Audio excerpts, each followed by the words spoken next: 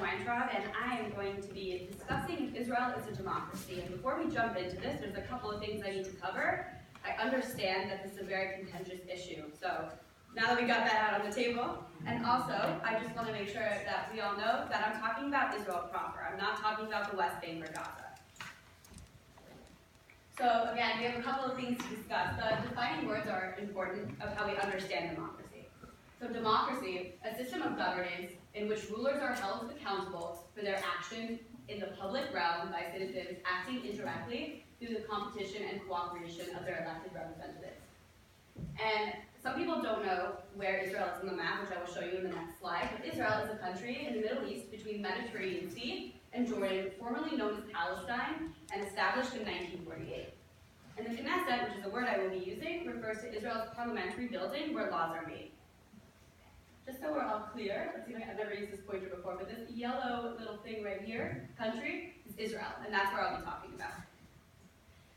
So, before we can even talk about democracy, we have to talk about how Israel was formed. So, historic Palestine was created out of the Ottoman Empire, and was significant to all three major religions. And it was home to both Jewish Palestinians and Arab Palestinians. And the British made secret side deals with both the Jews and the Arabs. Eventually, we jump a couple years forward in history, and the UN votes to make historic Palestine now Israel. And in 1948, this took place. So, I want to start off by talking about what the perceptions are in Israel. Israeli Jews see democracy compatible with the Jewish state. And here are these words in English, but in Hebrew, talks about each sect of Judaism and how what their beliefs are. So the majority of Jews believe that Israel and democracy and the Jewish state work all together.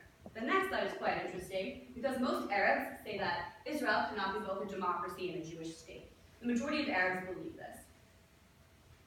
And also, one thing that I think is important to discuss is discrimination within Israel. And it's no secret that it's something that they struggle with.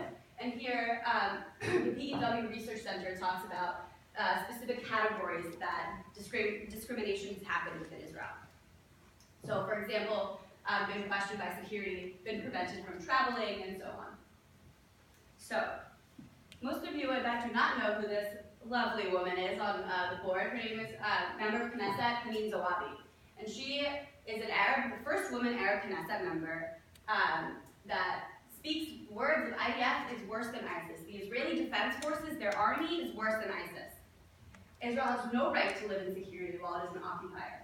These are very, very contentious, very stinging sentences that she uses on the Knesset floor, and no one reprimands her. Can you imagine that happening in the United States Congress? My point exactly. So the next piece of this is Arab representation in government.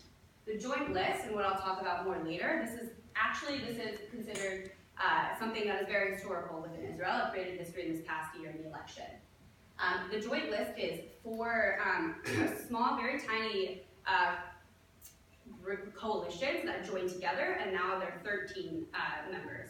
So before there were like 4 and 7, I can't do math, but the little numbers, and then together they become more power. They have more power in the Knesset. So not only is there Arabs serving in the Knesset under the Arab parties, there are Arabs that serve in Jewish majority parties as well. So for example, Meretz, which is a left-leaning party in the Israeli government that focuses on gay rights and environmental issues. There are Arabs that serve in that because they feel that's important to them and important to serve their Arab community. There are also, and this is again kind of obvious, but Arab and Israeli members of Knesset working together in the Meretz party. But also, there are Arabs that are serving in Likud, which is the rightmost party, and Labor in the leftmost party.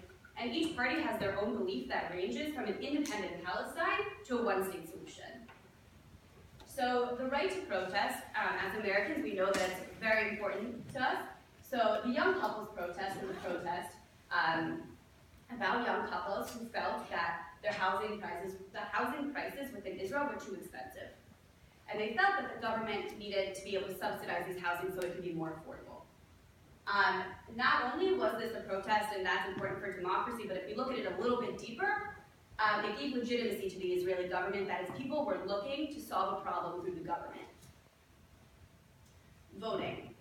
So here, the most recent election, 63.5% of Arabs voted, and history was made, as I mentioned in the previous slide. The Joint Arab List was successful in becoming the third largest party in the parliament with 13 seats. And also, 72% of eligible voters showed up. And so the turnout of the show up of the overall eligible voters versus the Arab voters, it turns out to be proportional. So that's very interesting. So the military. The military I have to mention is because it is such a key component of Israeli culture and who the Israeli people are.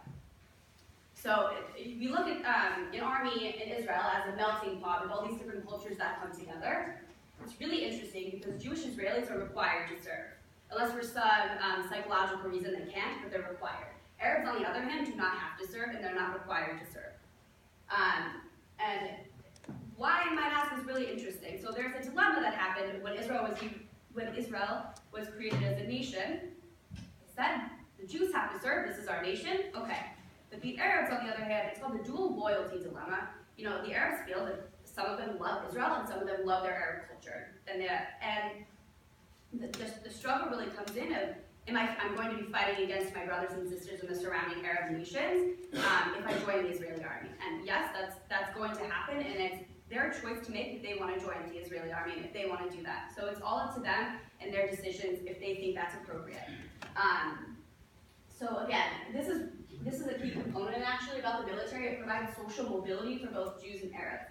And again, it's full integration of Israeli culture. When a minority joins the army, they really believe in the state and the love of the culture. So the reason why I put the job sector after the military one was because of the social mobility that it provides for minorities and Jews in Israel. So about 41% of Arab Israelis are employed, while 59.6% of Jewish Israelis are employed. Arabs have an unemployment rate of 8.5, while the Jews have an unemployment rate of 7.4. So this also, what these numbers take into consideration is the fact that some Arabs and some Jews do not serve, and this is a problem that happens within society. It doesn't allow for them to grow as quickly in their jobs. So some jobs will not accept someone who doesn't serve in the army because it's just the way it works in Israel.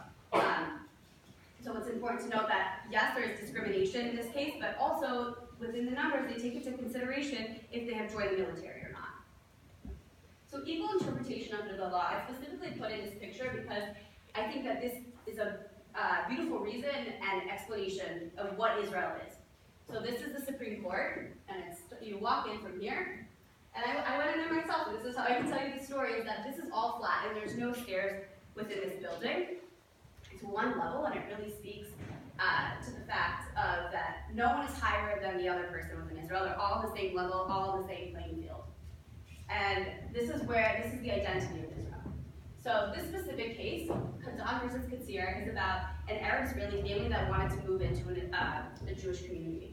And the Jews said, no, we don't want him here. And that's flat out discrimination.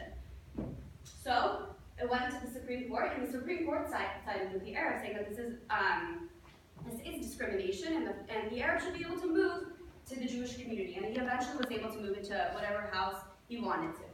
And I also, for the majority of parts, there is equal interpretation under the law until it comes to the army, which I mentioned in the previous slide, that when it comes to the army, they have a choice of what they want to do because of the dual loyalty dilemma.